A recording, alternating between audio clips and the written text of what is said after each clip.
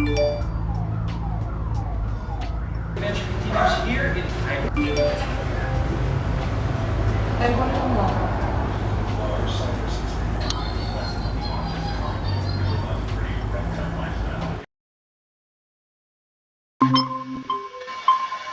sila, oh. Kamusta kayo? Uy guys, kamusta na? Uy, mag-on cam naman kayo. Ay, wait lang. Sa cellphone ako nag-on cam. On cam ba yun? On cam. Nasaan na ba yan si Sunny? Ang tagal-tagal na na. Okay. Yung pala. Late na late. Nasaan na to? Tawag-tawag siya nito. GG.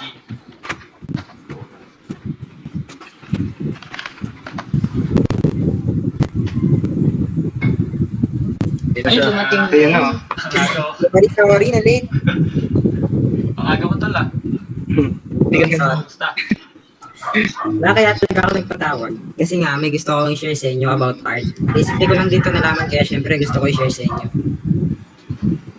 Kayo ba? Wala ba kayong gusto i-share? Oo, meron din. Ako may share din ako. Meron din ako yung share dyan. Tungkol sa Hindi na pala ako gusto sculpture, no? Sculpture, Sige. pare. Oo. Same vibe. Ah, ito ba? Hindi ba? Ay, dalawa. Yeah. Ang kapag nyo. Oo nga.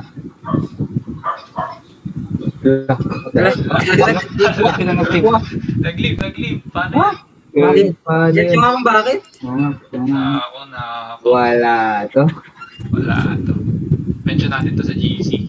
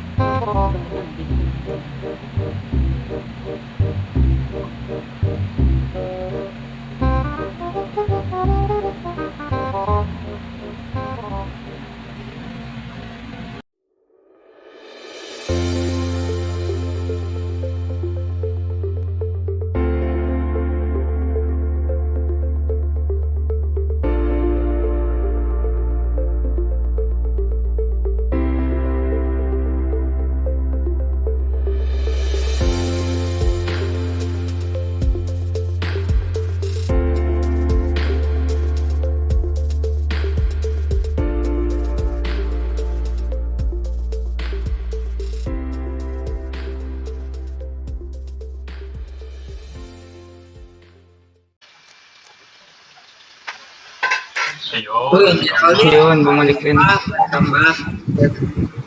Balik na kami. Kasi Uy, kayo welcome back guys. Balitaan nga namin kung anong dahilan ng pagalit niyo sa call. Kaya naman, gusto namin ipaliwanag at ibahagi sa inyo ang kagandahan ng arts.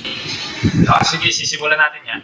Pero bago lahat, i-explain ko kung ano ang sculpture. Mga simple lang. Pero yeah, siyempre, in English tayo dyan. So, ano nga ba sabi? According to National Museum of the Philippines, ang sculpture is considered one of the oldest art forms, and it is an indigenous art embedded in our local cultures. So, sculptures nga, it is a part of ethno-linguistic groups' daily lives and traditions. So, palalawakin natin to kasi magbabahagi nga si Sonny, si Charlie. At ngayon nga ay akin ang i-share sa inyo ang aking discovery at natutunan pagdating sa history ng arts, especially pagdating sa sculpture. And now, introduction natin. During the ancient times, ancient Filipinos are already involved in different forms of arts like pottery, paintings, weaving, and sculpting. So alam niyo na ba na during pre-colonial era o nung panahon na hindi pa nasasakop ang ating bansa, ay meron na tayong mga ninuno na nanirahan dito at may alam na agad sila pagdating sa sining. Na-discover nila ito gamit ang kanilang mga sariling kaalaman at sariling pagdiskubre o sariling experience. Kaya siguro nila natutunan ang mga ganitong bagay. And when it comes to Philippine sculptures during pre-colonial era, ay kilalang-kilala dyan ang mga Ifugao. Ang mga Ifugao ay isa sa mga kauna-unahang Pilipino na nanirahan dito sa ating bansa at nagtayo ng sibilisasyon. Sila ay mas kilala sa tawag na Igorot, and I think meron pa rin mga existing pa rin ang tribo nila na mas kilala nga sa tawag ni Igorot. Since sila ang isa sa mga kauna-unahang Pilipino na namuhay dito, sila rin ang isa sa mga kauna-unahang Pilipino na kilala pagdating sa larangan ng sining. At mas kilala sila pagdating sa paggawa ng mga eskultura na gawa sa kahoy. At isa na rito ang tinatawag nilang bulol. Ang bulol ay isang eskultura na gawa sa kahoy na di umano ay ginawa nila upang irepresenta ang kanilang sinasambang Diyos. Ito rin ang nagsisilbing kanilang tagapagprotekta o tagabantay sa kanilang mga pananim at sa kanilang mga tahanan. At ito na nga, nakita na natin, ito na ang itsura ng bulol na tinatawag. At kalimitan daw ay magka-partner itong dalawang ito na isang lalaki at isang babae upang maging tagapagbantay di umano ng mga gamit o tahanan at mga pananim ng ating mga sinaunang nuno na mga Ifugao o mas kilala sa tawag na mga Igorot. At hindi ba kahanga-hanga na gamit lamang ang kanilang kamay at kanilang mga limitadong gamit ay nakagawa sila ng isang napakaganda at napakatibay na likhang sining na hanggang ngayon ay makikita pa rin natin sa mga museo at natagpuan ng ating mga historian sa kanilang mga tahanan noon. Kaya thumbs up pagdating dito sa ating mga kababayan na Ifugao at dito natin mapapatunayan na nasa dugo talaga nating mga Pilipino ang kahusayan sa larangan ng I will discuss the Spanish colonial period. When the Spaniards arrived in the Philippines in 1521, the colonizers used art as a tool to propagate the Catholic faith through beautiful images. With communication as a problem, the friars used images to explain the concepts behind Catholicism and to tell the stories of Christ's life and passion. The art styles during the Spanish colonial period are Byzantine, Gothic, Baroque, and Rococo. The art styles that were developed during the Spanish period are Miniaturismo and Letras y Figuras. For the sculptor, during the Spanish colonial period, the earliest known sculptor in the Philippines is the 17th century sacristan sculptor and the silversmith Juan de los Santos of San Pablo, Laguna. A few of his extant works may be found at the San Agustin Convent Museum. For the works of de los Santos, we have the tableau of Juan de los Santos. It was the main altar of San Agustin Church, which was made in 1617 by the arbor Juan de los Santos. It was replaced later on because of its Ionic Corinthian style and no longer conformed with the Baroque style renovations in the church. Next sculptor is Romualdo Lolong de Jesus. He was born on February 7, 1848 and died on December 23, 1921. He is a good friend of Jose Rizal. Jesus reportedly served as the model for the character of Piloso Pantasio in No Limitangere. He served as Gobernadorcillo of Tondo, Manila and was made honorary sculptor of Ayuntamiento de Manila. For the works of Jesus, I can find anything and the result always gets directed to Rizal, so I research why. The reason why is because Jesus taught Rizal how to sculpt. Rizal became quite good at it, creating a body of sculptural works using wood, plaster, and clay. Rizal completed his first self-portrait when he was 18 years old. Rizal became more prolific in sculpting during his exile in Dapitan. He also made a plaster bust of Felix Pardo de Tavera, which was exhibited in Salon de Paris. His other works include Oyong Dapitana, A Mother's Revenge, and Triumph of Death Over Life. The dominant personality in sculpture during the American colonization was Guillermo Tolentino, who was a Filipino sculptor and professor of the University of the Philippines and received classical style training in Rome. Tolentino's masterpieces include the Oblation in the University of the Philippines and the Bonifacio Monument in Caloocan. His Bonifacio Monument is classical in execution but romantic in content. Bonifacio, holding a bolo and a pistol, stands quietly, dignified, resolute but defiant. He is surrounded by dynamic figures of oppression, struggle, and revolution. Here, in Tolentino's work, Andres Bonifacio remains strong amidst the turbulent storm of revolution.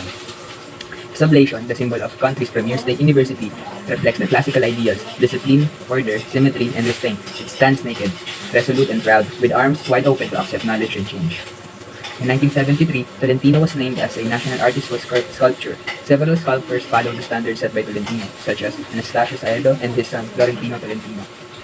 Anastasio Saedo's style of sculpture was classical realist in the tradition of his mentor, Guillermo. He produced numerous commissioned representational sculptures, mainly monuments of the national heroes and successful Filipino politicians, businessmen, and educators. Some of his best-known works include MacArthur Landing inside Polo Red Beach, Leyte, and Benigno Aquino Monument at the corner of Ayala Avenue and Paseo de Rojas in Makati. He is also notable for having refused the honor of being awarded a National Artist of the Philippines in 1983, 1984, and 1986. But it would be Tolentino's student, Napoleon Abueva, who would go against the standards set by his teachers. Working with a variety of materials and techniques, Abueva integrated the sculptural and functional qualities in his works. He produced highly stylish, simplified, and eventually abstract works under the influence of Moore and Brancusi. For post-colonial period and contemporary period, it ranged from 1946 up to this present date. So the first is the Philippine modern art, which started from 1946 to 1970 and flourished after the war. Artists and the Art Association of the Philippines leaned towards the modernist style rather than the conservatives. So modern art portrays a subject as it exists in the world and typically rejects of the traditional styles. There's a lot of innovation, experimentation, and it leads toward abstraction. And this style is driven by various social and political agendas because this is when the Philippines had to rebuild its foundation after World War II. The next is Philippine postmodern art period, started on 1970 to 1980s, wherein the cultural center of the Philippines was made for experimenting on different art medium. In general, movements such as intermedia, installation art, conceptual art, and multimedia are described as postmodern. So furthermore, in this period, social realism became a heavy theme because our Filipino artists served as a social commentary of the problem brewing in the Philippine politics and society. The next is the Philippine contemporary art, which is from 1980s to present. There is an increase of personal computers and newer technologies, so we had newer mediums for arts and human expression. and countless revivals of old styles. The work of contemporary artists are a dynamic combination of materials, methods, concepts, and subjects that challenges traditional boundaries. So it is diverse and it lacks a uniform organizing principle. For me, I would say that this period welcomed a wide variety of art styles, thus making art a free medium for a person to express themselves. Diba? So here are some Filipino artists that worked during this period. Napoleon D. Abueva, the 1976 national artist for sculpture and the father of modern Philippine sculpture because he shaped the field of sculpture in the Philippines right now.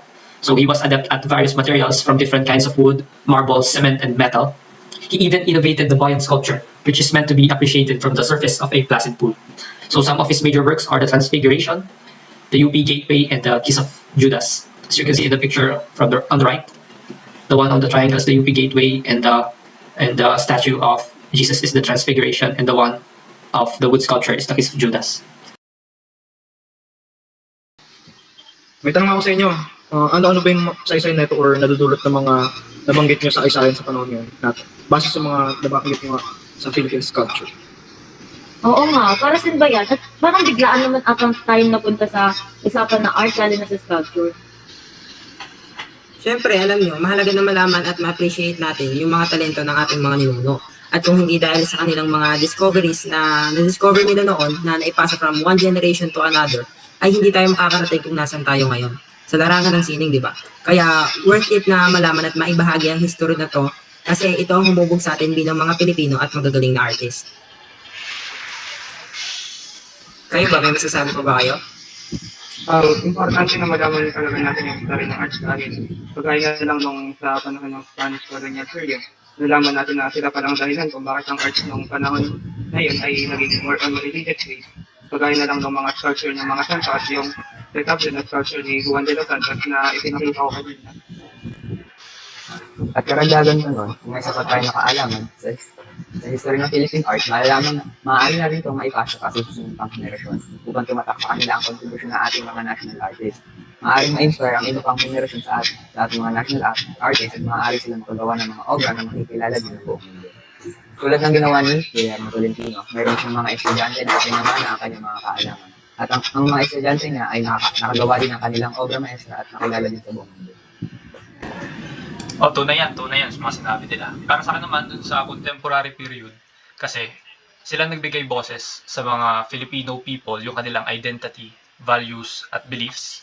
Kasi these artists gave Philippine art the freedom it needs to express itself nga. It is a creativity without limitations.